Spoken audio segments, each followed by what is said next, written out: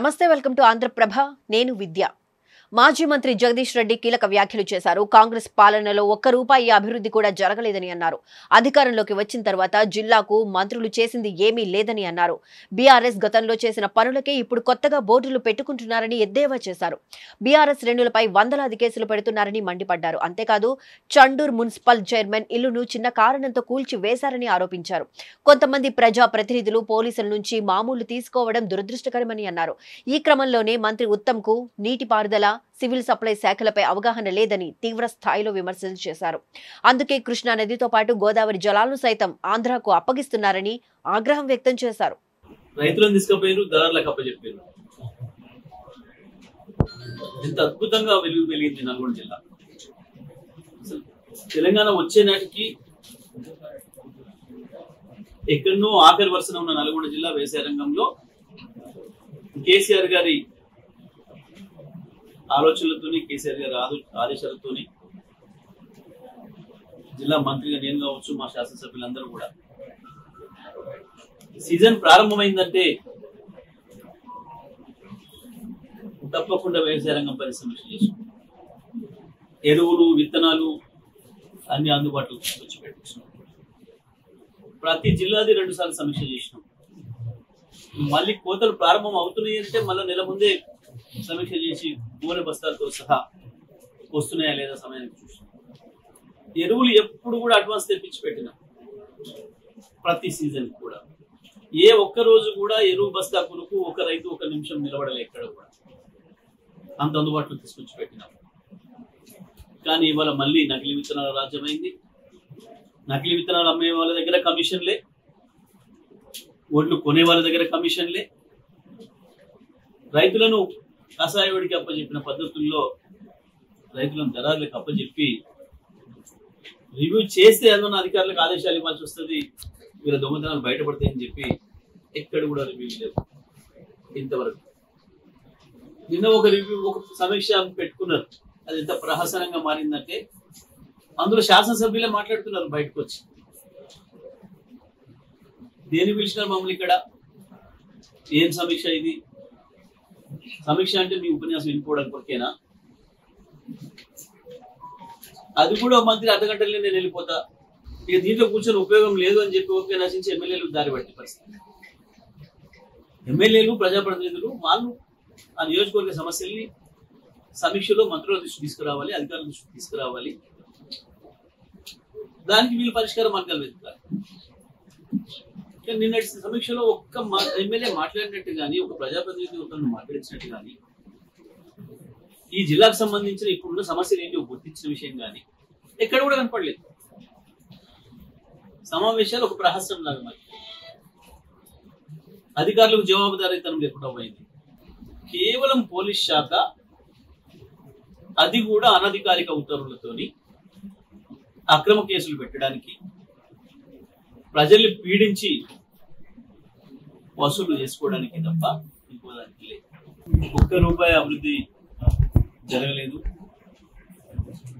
కొత్తగా ప్రారంభించిన పనులు కొత్తగా శాంక్షన్ చేసిన పనులు ఏం లేవు వందలాది కేసులు మాత్రం పెడుతున్నారు జిల్లాలో ఎక్కడ కూడా ఏ శాఖ పనిచేసిన సందర్భాలు లేవు ఒక్క పోలీస్ శాఖ తప్ప ప్రతిపక్ష పార్టీల కార్యకర్తల పైన నాయకుల పైన కక్ష సాధింపు చర్యలు పెరిగినాయి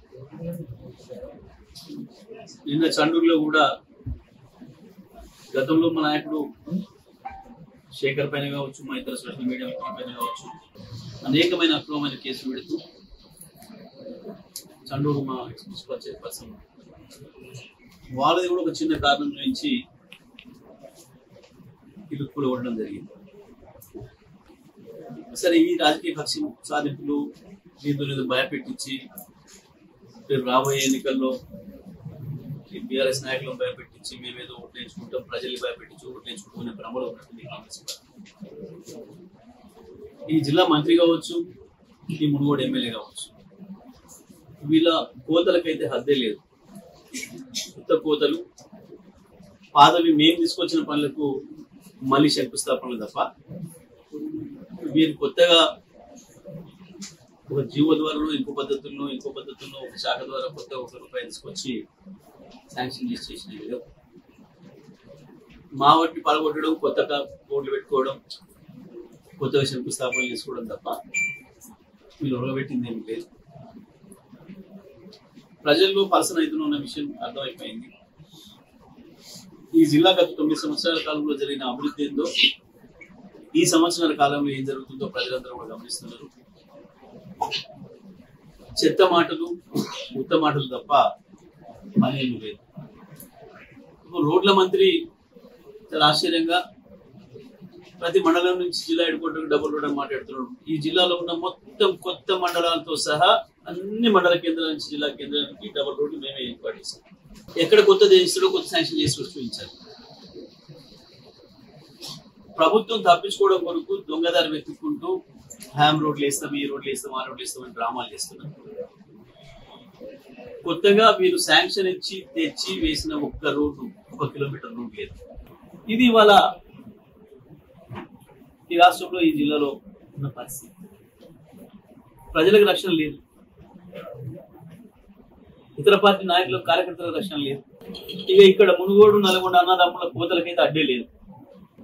₹1 దేనికి అదనంగా తెచ్చినో చూపించండి. మీరు తీసుకొచ్చి ప్రారంభించింది ఏంటో ఒకటి చూపించండి.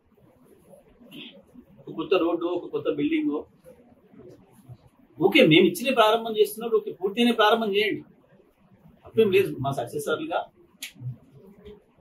మా వారసత్వంగా ప్రభుత్వంలోకి వచ్చింది కాబట్టి మేము శాంక్షన్లు ఇచ్చినాయి, ఆ రోజు ప్రారంభించినాయి, పూర్తి శంకుస్థాపన కొత్తగా ప్రారంభోత్సవాలు చేసుకోవచ్చు.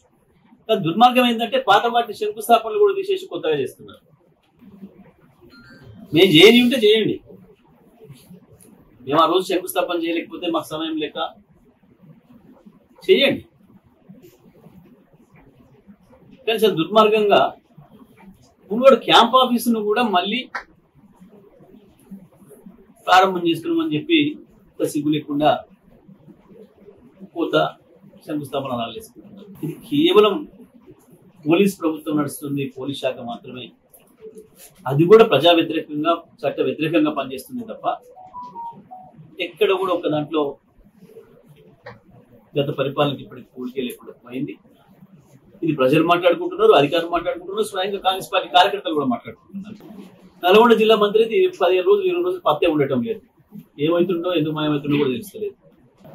ఈ నీళ్ల మంత్రికి నీళ్ల మీద అవగాహన లేదు, సివిల్ సప్లై శాఖ తీసుకున్నాడు, దాని మీద ఇంకా అసలు అవగాహన లేదు. ఈ అవగాహన లేని వాళ్ళు ఎందుకు శాఖలు తీసుకుంటున్నారు? కేవలం కమిషన్ల కొరకు. కమిషన్ల పోటీ నడుస్తుంది తప్ప మంత్రుల మధ్యన పని విధానంలో పోటీ జరుగుతలేదు. ఓవైపు ఇప్పటికే కృష్ణను మొత్తం అప్పచెప్పారు, కాంగ్రెస్ ప్రభుత్వ హయాంలోనే కృష్ణను మొత్తం అప్పచెప్పారు. ఇప్పుడు గోదావరిని కూడా ఆంధ్రాపరమే చేసే ప్రయత్నం చేస్తున్నారు. ఎవడైనా పవర్ పాయింట్ ప్రజెంటేషన్ ఇస్తే దాంట్లో నదుల మీద ఇచ్చినప్పుడు ఎన్ని నీళ్లు ఉన్నాయి, దీంట్లో నికర జలాలు ఎన్ని, మిగులు జలాలు ఎన్ని, ఇప్పుడు దానిపైన ఉన్న ప్రాజెక్టులు ఏంటి, ఏ ప్రాజెక్ట్ నుంచి ఎన్ని నీళ్లు వాడుతున్నారు, ఏ ప్రాంతానికి ఎంత కేటాయింపు జరిగింది, అందులో ఇప్పుడు వచ్చే కొత్త ప్రాజెక్టు వల్ల ఏం జరుగుతుంది, మనకేం నష్టం జరుగుతుంది,